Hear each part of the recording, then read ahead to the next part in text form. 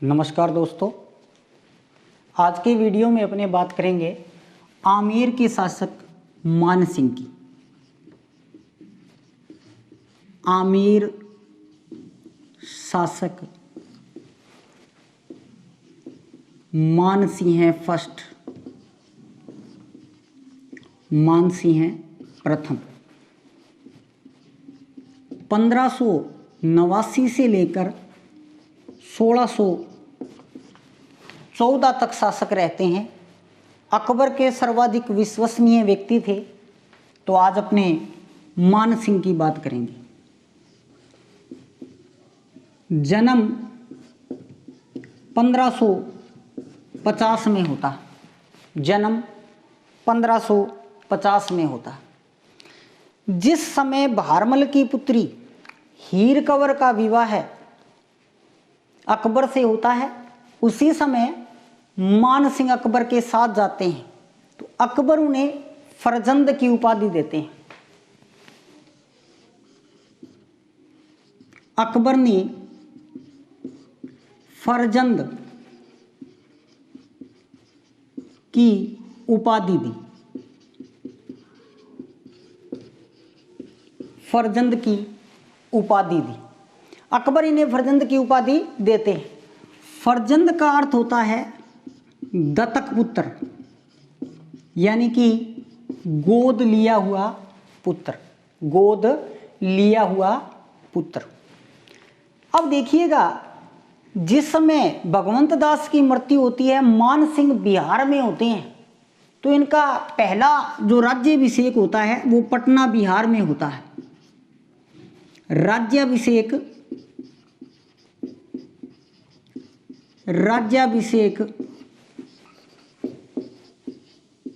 पटना बिहार। और मान सिंह का जो राज्याभिषेक है वो अकबर द्वारा किया जाता है, अकबर द्वारा। और इसी राज्याभिषेक के अवसर पर अकबर क्या करता है, मान सिंह को राजा की उपाधि, मान सिंह को राजा की उपाधि व 5000 का मनसब देता है, 5000 का मनसब देता है। यहां पर आपने ये भी ध्यान रखना है कि मान सिंह जो थे वो अकबर के सर्वोच्च मनसबधारी थे और उनका जो कुल मनसब था वो 7000 था। लेकिन उनको राज्याभिषेक के अवसर पर 5000 का मनसब मिलता है। 7000 का मनसब कैसे हुआ, इसकी अपने आगे बात करेंगे। तो अकबर के द्वारा ही फरजंद की उपाधि, अकबर के द्वारा ही राजा की उपाधि और अकबर के ही ये सर्वोच्च मनसबधारी थे 7000 के। किंतु यहाँ राज्याभिषेक पटना बिहार में उनको 5000 का मनसब मिलता है। ये आपने ध्यान रखना। अब देखिएगा, इसके बाद में मान सिंह का प्रथम अभियान,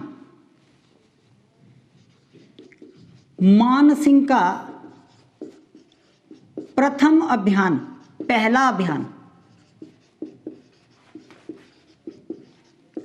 रणथंबोर रहता है। रणथंबोर, पहला अभियान रणथंबोर का रहता है 1569 के अंदर। रणथंबोर अभियान के अंतर्गत मान सिंह अपनी चतुराई का परिचय देते हैं।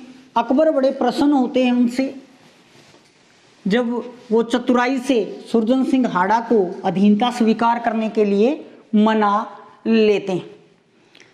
इसके बाद में देखिएगा, मान सिंह हैं और मान सिंह के सामने महाराणा प्रताप, महाराणा प्रताप। तो मान सिंह और महाराणा प्रताप के अंतर्गत आपने दो इंपॉर्टेंट बातें याद रखनी है। देखिएगा, पहली इंपॉर्टेंट बात क्या है, पहली बात की यदि मैं बात करूं तो मानसिंह द्वितीय शिष्टमंडल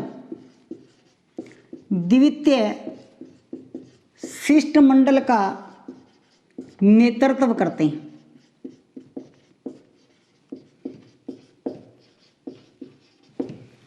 महाराणा प्रताप को अधीनता स्वीकार करवाने के लिए अकबर 4 शिष्टमंडल भेजता है। जलाल खां कोरची, मानसिंह, भगवंत दास और टोडरमल। तो दूसरी बार में कौन जाते हैं? मानसिंह जाते हैं महाराणा प्रताप को समझाने। तो द्वितीय शिष्टमंडल का नेतृत्व करते हैं मानसिंह। और दूसरी इंपॉर्टेंट बात इन दोनों के मध्य यदि अपने करें तो मानसिंह जो थे वो हल्दी घाटी युद्ध के प्रधान सेनापति थे। हल्दी घाटी युद्ध के प्रधान सेनापति थे।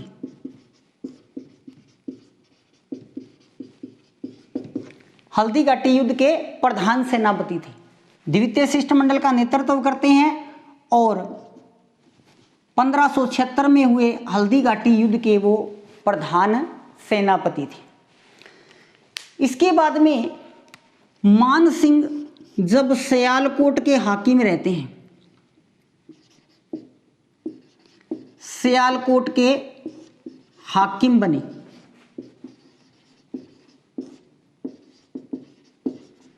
मानसिंह जब सियालकोट के हाकिम बने उसी समय 1580-81 के अंदर 1580-81 के अंतर्गत अकबर का चचेरा भाई हाकिम मिर्जा विद्रोह कर देता है। तो सियालकोट के हाकिम रहते हुए सिंध युद्ध होता है, सिंध युद्ध। और सिंध युद्ध के अंतर्गत मानसिंह जो होते हैं वो हाकिम मिर्जा के सेनापति को पराजित कर देते हैं। हाकिम मिर्जा के सेनापति को पराजित किया।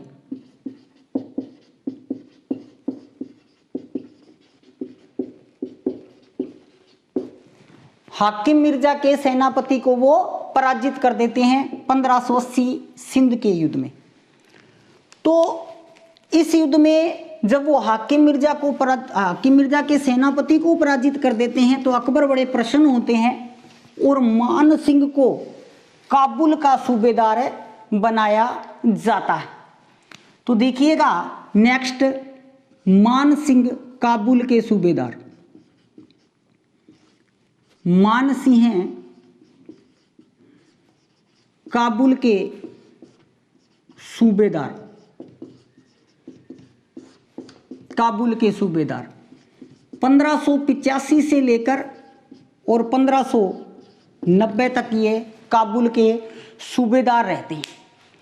काबुल में इन्होंने अफगान विद्रोह का दमन किया और जिस समय ये काबुल से लौटे, काबुल से आते वक्त ये लाहौर से ब्लू पोट्री की कला भारत लेकर आते हैं। तो देखिएगा आते समय ब्लू पोट्री की कला लाहौर से भारत लाए।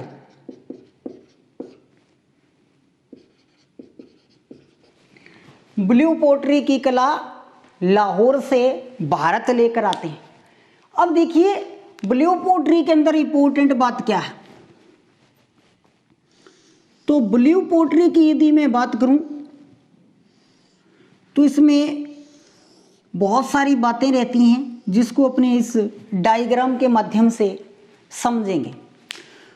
तो देखिए ब्लू पोट्री की जो कला है, मूल कला पर्सिया ईरान की है। मूल कला पर्सिया ईरान की है। दूसरी बात करूं, इसमें जो बर्तन होता है, बर्तन यानी कि पात्र, वो चीनी मिट्टी का होता है। पात्र किसका होता है? चीनी मिट्टी का होता है। अब मैं यदि बात करूं मुख्य रंग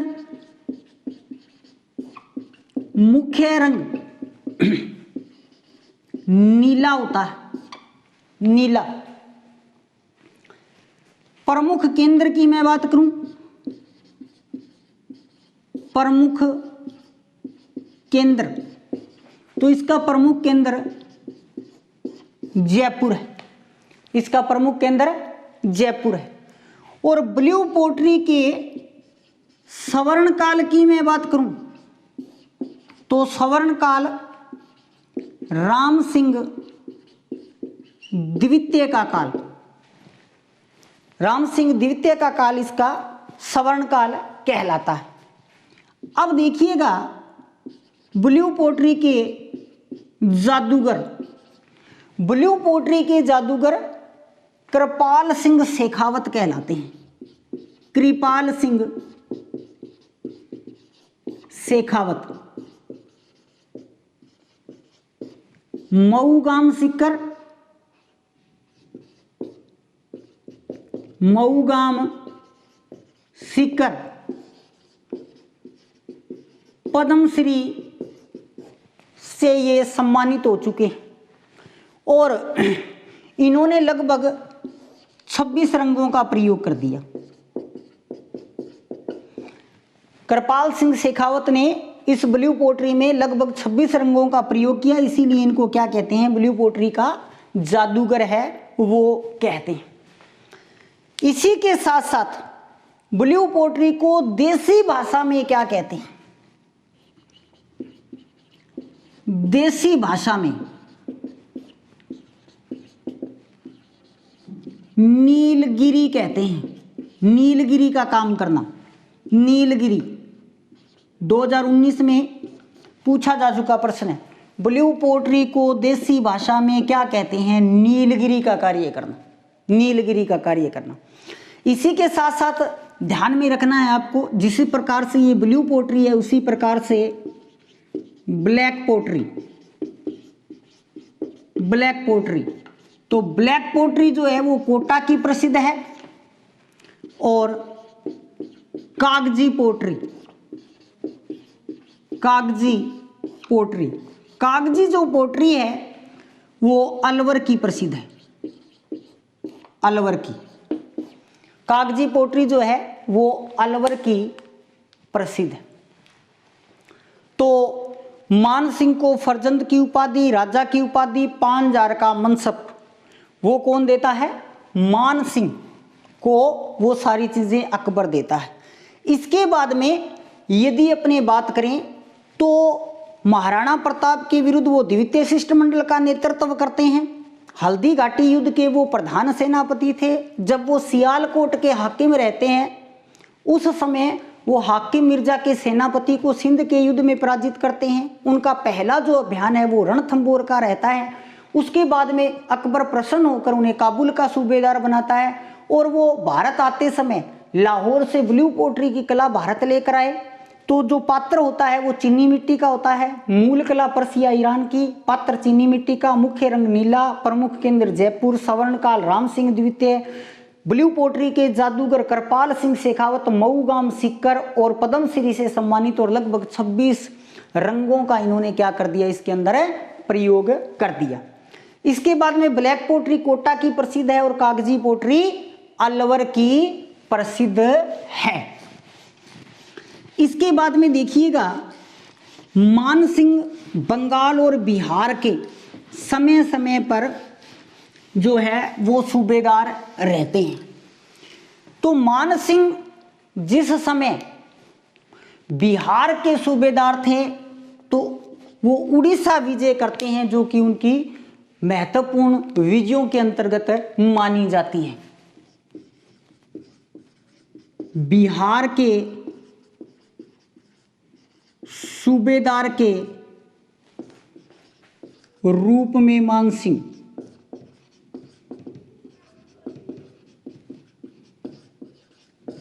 और जब वो बिहार के सूबेदार रहते हैं तो वो उड़ीसा विजय करते हैं।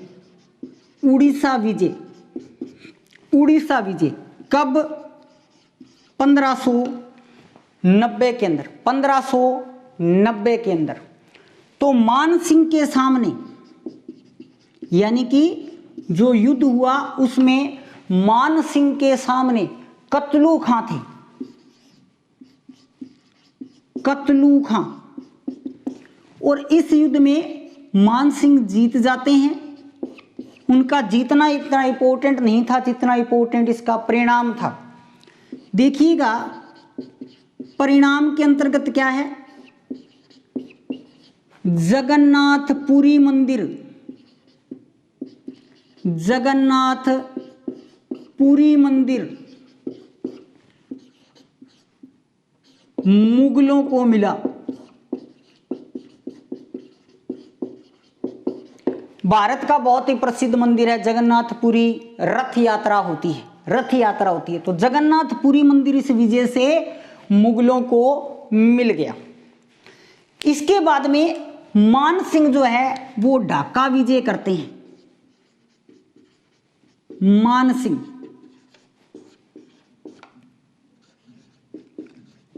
ढाका, और ढाका में शासक केदार। ढाका में शासक कौन? केदार। इस युद्ध के अंदर मान सिंह जीत जाते हैं। जीत मान सिंह की होती है, केदार है वो पराजित हो जाते हैं। अब देखिए यहां पर एक स्थान था जससोर, और जससोर जो स्थान था उस स्थान से मान सिंह शीला देवी की मूर्ति प्राप्त करते हैं। शीला देवी की मूर्ति प्राप्त करते हैं इस स्थान से, और उस मूर्ति को लाकर आमेर महल में स्थापित करवाते हैं। आमेर महल में स्थापित करवाते हैं। इस मूर्ति को लाकर आमेर महल में स्थापित करवाते हैं। अब इसके बाद में यदि अपने मान सिंह की और बात करें तो देखिएगा 1600 के अंदर 1600 में जहांगीर अकबर के विरुद्ध विद्रोह कर देते हैं। अकबर के विरुद्ध विद्रोह कर देते हैं। अकबर के विरुद्ध विद्रोह कर देते हैं। तो मान सिंह को बंगाल से बुलाया जाता है। मान सिंह को आता देख जहांगीर है वो लाहौर की ओर प्रस्थान कर जाते हैं। तो एक प्रकार से उस विद्रोह का दमन भी मान सिंह के द्वारा किया जाता है। अब देखिए 1605 महत्वपूर्ण वर्ष। 1605 महत्वपूर्ण वर्ष क्योंकि 1605 में क्या होता है, अकबर की मृत्यु होती है। तो 1605 में अकबर बीमार।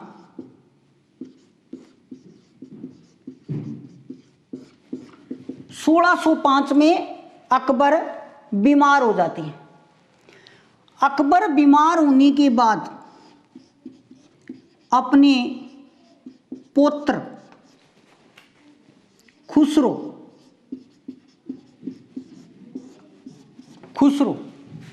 अपने पुत्र खुसरो को शासक बनाना चाहते हैं। शासक बनाना चाहते हैं। जब अकबर बीमार हो जाते हैं तो वो अपने पुत्र खुसरो को शासक बनाना चाहते हैं। तो वो मान सिंह को बंगाल से बुलाते हैं और बंगाल से बुलाकर वो खुसरो का संरक्षक बना देते हैं। मान सिंह को संरक्षक मान सिंह फर्स्ट। मैं आपको बताना चाहूंगा कि ये खुसरो के मामा थे और खुसरो के पिता जहांगीर। तो अकबर खुसरो को शासक बनाना चाहते हैं जबकि जहांगीर है वो भी शासक बनना चाहता है। तो एक प्रकार से बड़ी संकट की स्थिति यहां पर आ जाती है। इसी समय मान सिंह का मनसब बढ़ा दिया जाता है और उसे 7,000 का मनसब दिया, 7,000 का मनसब दिया। जो बात मैं आपको स्टार्टिंग में कर रहा था, राज्याभिषेक के ऊपर 5,000 का मनसब, और ये अकबर का सर्वोच्च मनसबधारी था 7,000 का, तो वो 1605 में इसके मनसब में 2,000 की बढ़ोतरी है वो कर दी जाती है। और उसके बाद में जब अकबर की मृत्यु हो जाती है, तो अकबर की मृत्यु के बाद जहांगीर इस सत्ता संघर्ष में विजयी होता है। तो अपने सभी को पता है कि अकबर के बाद में नेक्स्ट मुगल बादशाह है वो जहांगीर बनते हैं। तो मान सिंह जो थे वो जहांगीर के विरोध में थे, अपने भांजे के पक्ष में थे, इसलिए मान सिंह जहांगीर से नाराज होता है। मान सिंह जहांगीर से नाराज होता है। फिर भी जहांगीर क्या करते हैं, जहांगीर मान सिंह को बंगाल का सूबेदार बनाते हैं, बंगाल का सूबेदार बनाते हैं। जहांगीर ने मान सिंह को बंगाल का सूबेदार बनाया। ध्यान रखना, ये मान सिंह की बंगाल की तीसरी सूबेदारी थी, तीसरी सूबेदारी। 2 बार अकबर बनाता है और तीसरी बार जो है वो जहांगीर बनाते हैं। फिर जहांगीर लाहौर बुलाता है मान सिंह को, और आने में जहांगीर के पास पहुंचने में मान सिंह को देरी हो जाती है, जिससे जहांगीर पुनः नाराज हो जाता है। तो मान सिंह अपनी पोत्री का विवाह भी जहांगीर से करवा देते हैं। और इसी जिद्दोजहद में मान सिंह की मृत्यु, मान सिंह की मृत्यु 1614 एलीचपुर के अंतर्गत हो जाती है, एलीचपुर के अंतर्गत हो जाती है। तो मान सिंह बहुत ही महत्वपूर्ण शासक रहते हैं आमेर के, अकबर के सबसे विश्वसनीय शासकों में से एक माने जाते हैं। महाराणा प्रताप के विरुद्ध हल्दी घाटी जैसे महत्वपूर्ण युद्ध का वो नेतृत्व करते हैं। सबसे इम्पोर्टेंट बात, वो ब्लू पोट्री जैसी कला भारत लेकर आते हैं, या वो बंगाल और बिहार के अंदर बहुत से क्षेत्रों को अकबर के लिए जीत कर देते हैं। और इसी प्रकार वो जहांगीर के समय में भी बहुत सारी विजय करते हैं।